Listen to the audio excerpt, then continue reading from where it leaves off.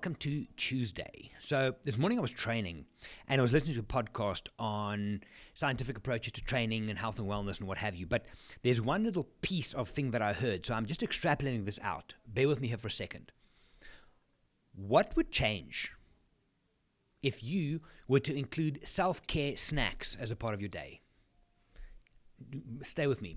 So snacking, right? Some healthy snacks, some other snacks, but snacking throughout the day, the idea is you might get hungry, you want to keep your metabolism going. You can argue this in many different ways. But what if we did that for self-care? What if you had little bite-sized things, protocols, tools that you could do every single day in between from a looking after yourself point of view that actually moves the needle? Because the most common thing I hear is people say, I don't have time. I don't have time to go for a half an hour walk. I don't have time to spend 45 minutes in the gym. I don't have time to journal or to meditate or whatever it is, right? But what if you were to shift that thinking and go and say, okay, cool, what self-care snacks, small bite-sized pieces of things could you do in your day to move the needle? Do you want to tell me, right, whatever your job is, you don't have time to go away from your desk, from the workspace, step outside for a second, and listen to your favorite song and just zone for a little bit? That could be, right? It has to be possible. Surely you have to go pee at some stage, right? You need to be able to get. If you don't have 5 minutes, you need to question yourself at the best of times. You do have 5 minutes. You're convincing yourself that you don't. Take 5 minutes, go and listen to your favorite song. Go and walk. I'm looking at our building here with the offices. Go and walk around and just get some fresh air. 5 minutes, 10 minutes. You don't have to do the big things all the time to move the needle. Self-care snacks. Go and move a little bit. Go and sit outside. Listen to music. If you're into journaling or taking notes, open an app on your phone and write something down. Download your head, right? There are things that you can do. With a lot of my coaching clients, we're looking at protocols to change the bigger picture. But self-care snacks, little pieces of things that you can do and you know they can happen, right? Make a cup of coffee and go and sit outside. Here, where we are, walk downstairs to the coffee shop, buy yourself a cappuccino and walk back. If you don't normally do it, that's something that you do for yourself. I promise you, if you start looking for it, you'll find it. You really will. So that to me was an interesting thing this morning, that because they were talking about fitness snacks and how you can do little fitness type things throughout the day, whether muscle endurance or cardiovascular, to move the needle, right? Why don't we do the same for self-care? It's possible. Physical, mental, spiritual, social, self. Think about it. Got loads of ideas. Message me if you need any. And then I sat down last night and I started a podcast, but I didn't go through. I didn't quite know how I wanted to articulate this. But I suppose the question is the following. How are we, at times, so arrogant in our belief that our life should just be easy? How are we so arrogant at life, sometimes, that we feel we deserve things? How are you, me, all of us, at times, so arrogant and disconnected from reality that you think things are just going to happen for you? I've had a conversation now a few times in the last week with very different people from different walks of life, different countries, different everything. And there's the thing where, well, I don't know what to do. Well, if you don't know what to do, what do we normally do? You do even less.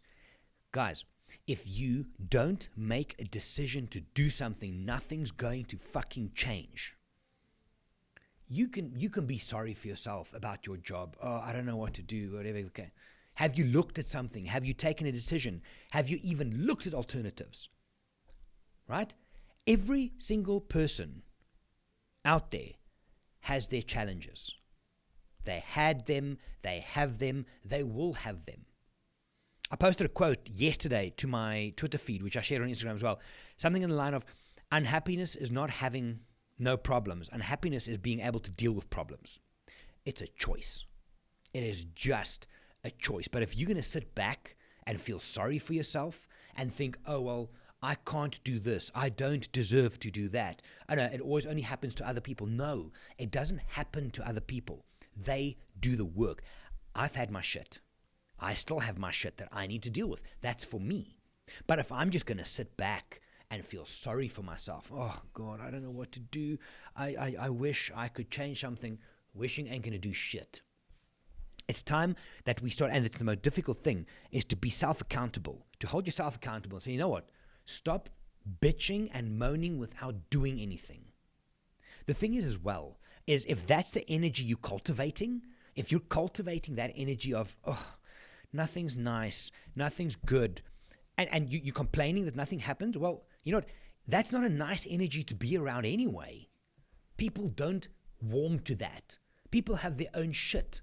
You know what's messed up now when we're talking is how it's okay somehow for people to go online and just bitch and moan about fucking everything. I can't do this, and my job, and I wish this, and please. On Twitter, I see this recently, people posting a picture of them crying, oh no, I'm so sad because I can't do anything. Misery loves company, and the people who will join you in that instance is not going to do anything good for you, nothing. Right? But then you find people out there who are posting good, positive content, and either they get looked at, oh, well, you're just one of those, or it's like, well, you have everything right. Again, I was listening to a different podcast yesterday about someone who's built up their podcast over the last 5 to 7 years, right? But people look at this, oh, well, you're such a natural, no.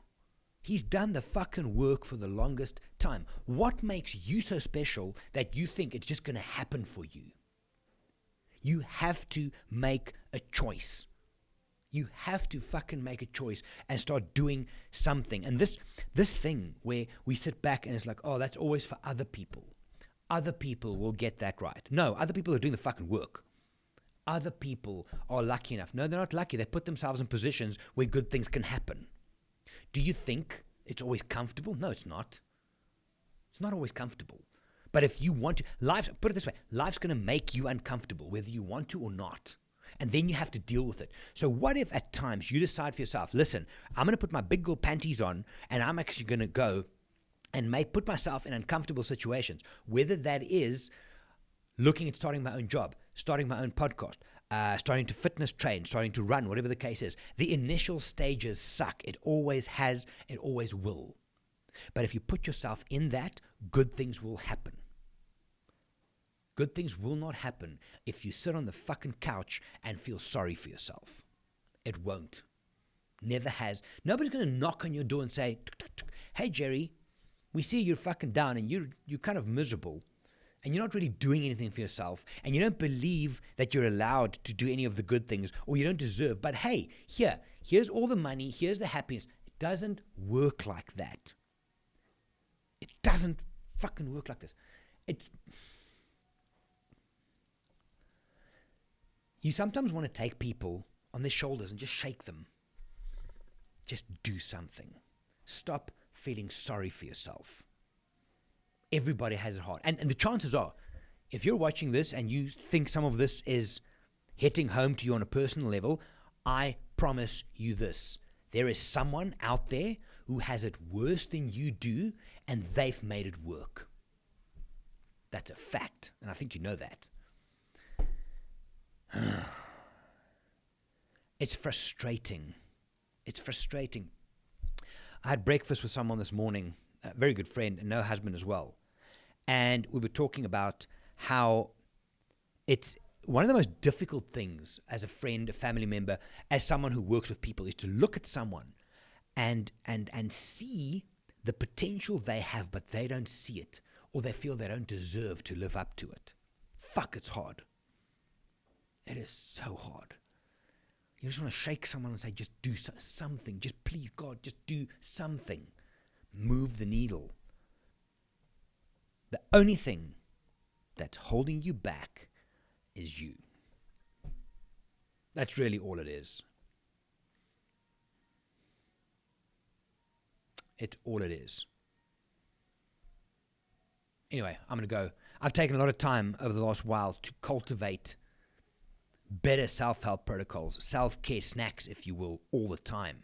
Different things, morning, evening, afternoon. And it works. I know it works. I've done it with people, and it's not just going to happen. The things you want is not just going to happen unless you start doing something. I'm going to go and work. Please just start. Just start. Do something. Otherwise, nothing's going to happen. Okay, I've got to work. I'll chat to you next time. Bye.